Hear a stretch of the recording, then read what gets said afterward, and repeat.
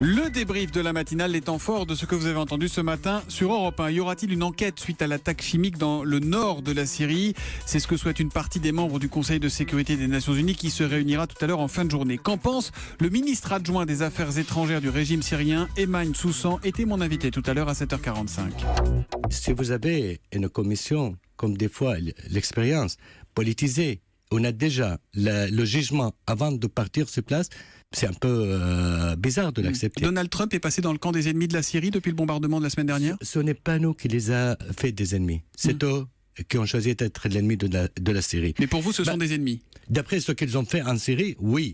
Vous êtes très très sévère avec ce ministre syrien proche de Bachar el-Assad. L'interview Vérité n'a rarement porté aussi mal son nom que ce matin. Honte sur Bachar, écrit par exemple Steph C sur Twitter avec le hashtag E1matin.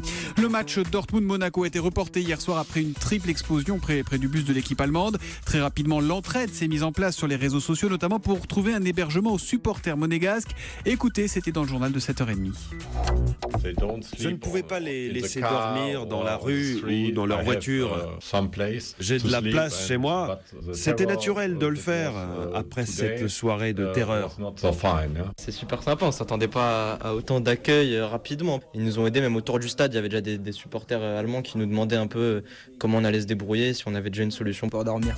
Voilà, ce match, il se disputera donc à 18h45 ce soir, un Dortmund-Monaco, et vous le suivrez en direct et en intégralité sur Europe 1. La campagne présidentielle est-elle la campagne de tous les excès? Écoutez ce qu'en disait Antonin André, c'était l'édito politique à 7h40.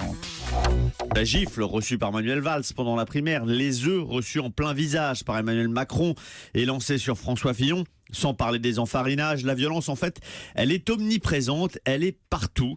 Violence verbale entre candidats à laquelle tous ont cédé, de Philippe Poutou à l'endroit de François Fillon, de Benoît Hamon à Marine Le Pen, la droguée aux faits divers. Outrance de François Fillon, exhumant un échange privé datant de 2016 avec Emmanuel Macron pour le décrédibiliser. Violence, dénigrement, outrance, ou comment transformer les indécis en dégoûtés qui le jour du vote préféreront s'abstenir. Voilà, une campagne qui est aussi violente pour nos oreilles, avec ces chansons non officielles de soutien aux candidats. Écoutez par exemple celle consacrée à Emmanuel Macron, c'est une ancienne banquière qui a commis ça.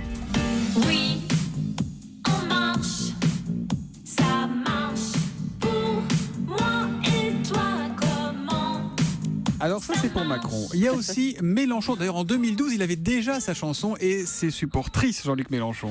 Prends le pouvoir sur moi, oh Jean-Luc, je veux que tu sois comme un passage piéton, un repère en béton. Alors tout à l'heure, au coup d'envoi de la matinée à 6h25, on vous a fait écouter ces deux chansons et une troisième.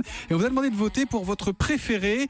Eh bien, sondage qui est à peu près aussi peu représentatif que les autres, mais celle que vous avez préférée, c'est pas celle de Macron, 28%, c'est pas celle de Mélenchon, 27%, c'est celle qui s'appelle Un Poutou pour Poutou. Je veux faire des poteaux, appeler les poteaux, lui faire du voodoo, lui faire les yeux doux. Je veux faire des poteaux, appeler les poteaux, des loulous, des babous, tout le long du cou. Et entre-temps, Géraldine Vosner, notre Madame Vrai-Faux, s'est intéressée au sujet et regardez ce qu'elle a retrouvé, une chanson à la gloire de François Fillon.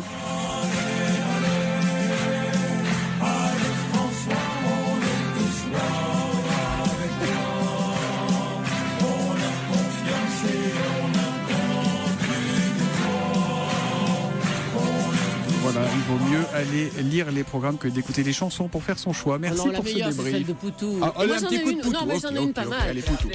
Je vais faire un béco à Thomas Soto. Allez, vous continuez à réagir avec le hashtag E1matin.